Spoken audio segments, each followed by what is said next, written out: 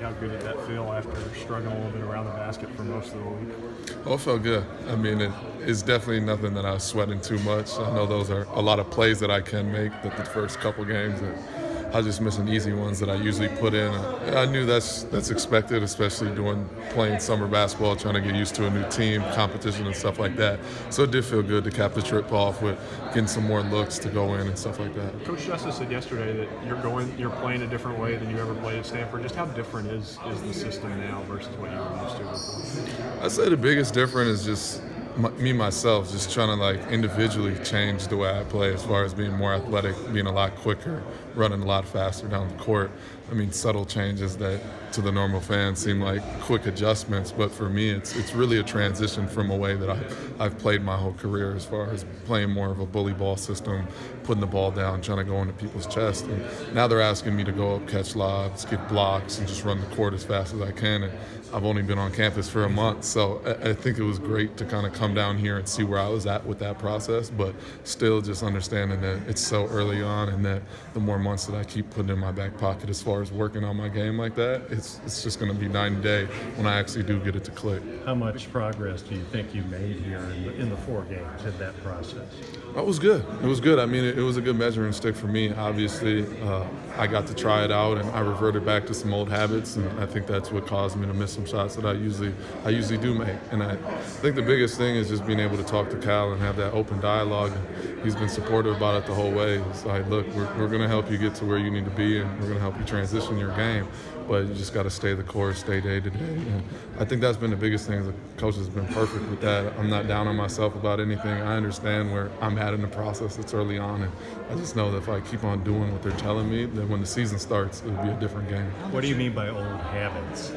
As far as just, you know what I'm saying, bully ball, not relying on my athleticism as much as I should, as far as elevating, shooting jump hooks, trying to beat guys with speed, running down the court, trying to catch lobs, get blocks.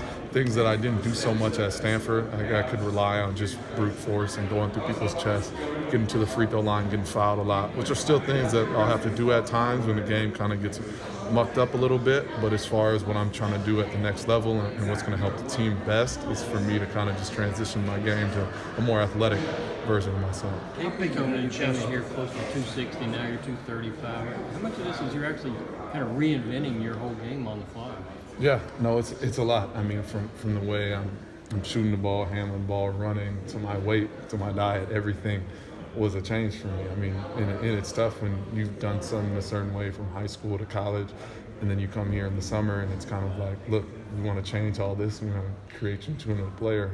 That's ultimately why I came here, is I wanted to have those honest conversations with someone, and someone to look at me and say, look, you're a good player, but there's so much more that we need to change and potential we need to tap into. So that's why I came here, and I'm glad that they've been doing it. I mean, there's a handful of things that I want to change, and everyone's on board to help me do that. So you find yourself having to think through some of it as opposed to just going on the instincts you've played with your whole life? Yeah, that's definitely part of it. I mean, that's a conversation that I've had too. It's like, it's only been a month, so there's times where I revert back to what I know and what's helped me be successful before. So it's almost trusting something that you don't have as many reps in. I mean, I've done certain things thousands of times in my life before, and now this is fresh. So for me to just really just have blind faith in it and really just trust that this is really going to pay off when we get into November and start playing real games. So that's the biggest thing for me, is just mentally just ground myself and just accept the fact that I'm here with it, but I may not have all the success that I want right now, but understanding that it will come if I continue to stay with it. First, I guess you have to make yourself be okay with that you're not going to, right now, you're not scoring 20-something like you did when you're playing what you call bully balls. That whole growth process, avoid the frustration of it. How hard is that? It's tough. I mean, but for me, ultimately being in college for 4 years, I think really helped me with that process. And when I was looking at schools, that's why I wanted to come here. I knew it was going to be tough, and I wanted to be challenged in a way that I've never been challenged in my life. So even after these games, when I struggle and I'm looking back, watching the film, thinking about the games, this is ultimately why I came here. Like, I didn't want an easy path. So it was almost a great learning experience for me to come down here and have some of the struggles that I did, because now I just understand that those are things that I need to work on and understand where I'm at in the process. Is it compounded or pointed out even to you more during this transition that you're surrounded by elite athletes who are flying down the court? Yeah, I mean it's great, and that's a great way to put it. I mean, and it works out perfect for me. If I have guys around me that are just playing that, like Nick's catching lobs, or PJ's going and dunking and things like that, that's only going to help me get better to see that every day. And those are the guys I'm going against every day. So if I can elevate my game and continue to play the way I'm supposed to play, and then I can go against them every day in practice, I mean, it's going to be a totally different monster and a different game that I'm going to have once we really get into some real games in the season. What changes did you make in your diet? I'd say just decreasing some of the things that I've eaten. I mean, I ate pretty clean at Stanford, but Kentucky has a lot of the resources as far as nutritionists and chefs and stuff like that to really hone in as far as fruits and vegetables and things like that. But I've always ate pretty clean. I'd just say it's more so just movement, just running a lot more, doing a lot more jump rope, a lot of things like that. That will kind of take the pounds off. And that's a process as well. I mean, I'm not going to drop 30 pounds in a month, so that's also something that I've been patient with myself, understanding that that's also going to be a month-to-month process, and it's just baby steps basically to get to where I need to be. Reid, as a guy who's been around for a long time, how unique is the intensity of these freshmen and their kind of mindset that they showed this week? It's something special. I mean, I was talking to someone about this the other day, and they were asking me how the freshmen are doing and all that, and obviously they're talented. They all come in, All-Americans, all the accolades and stuff like that. And I had the same deal when I was coming out of high school, but I think their IQ is something that's really overlooked as far as guys that really know how to play basketball and really can pick up a system. I mean, we practiced for 10 days, and you can see them out here talking. And me going through college basketball, as far as schemes and stuff like that, they're picking it up like a junior and senior would, and just the way that they attack certain things. So it's not that they're masking things with athleticism. They really do have the IQ to pick up different defensive schemes and systems, and I think that's been the biggest thing I've been impressed with. There was a sequence in the second half. You guys are way ahead. And somebody takes a shot and misses, and the other team had position for the rebound, and Ashton contested the rebound, fought for it, didn't get it, and then he tried to steal the outlet. I mean, and I wondered if that said something significant about the competitive spirit that he has and maybe you guys have. Oh yeah, definitely. I think plays like that are something that everyone's going to get accustomed to the more you watch us play. And I think that just goes back to our practice habits and the fact that we do have two people at each position that are probably a couple of the best players in the country at their position. And when you break that down in practice every day, you're literally fighting for your life. You're fighting for minutes, and you're fighting to be on the court. So there's no wasted time when you're on the court, and I think that just proves in plays like that, like no one's going to take a second off. It means something to everyone to be out there, and you have pride in that. So you're going to dive on the floor, you're going to try and get every rebound. So I think just the more we keep practicing against each other, that competitive spirit is just going to be through the roof. And what significance was there in hitting the threes?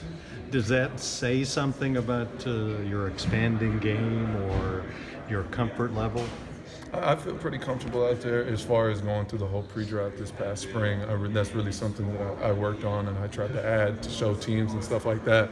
I shot a few last year, but didn't shoot a great percentage, nor close to where I wanted to. But like I said, that was a process that I started even 2 years ago, changing my shot and getting more comfortable on the perimeter. So every day I'm putting up the reps, putting up the shots, along with a lot of other things. So when I'm open, I mean, that's a shot that the team expects me to take and expects me to make when I'm wide open and the guy's sagging off. So the more I get comfortable with that, that's definitely going to be a tool and a weapon for me. And one last thing for me, what sense do you have that the fans are really rooting for you? It seems like I can almost feel them when you get the ball, wanting it for you. Yeah, no, it really shows how plugged in and how much love and support they have. I mean, even when I was struggling those couple games, I got nothing but support for the fans, just telling me to keep my head up, just keep working. And it really just shows how intelligent the fan base is. They know their basketball now. They're not just standing around here clapping their hands.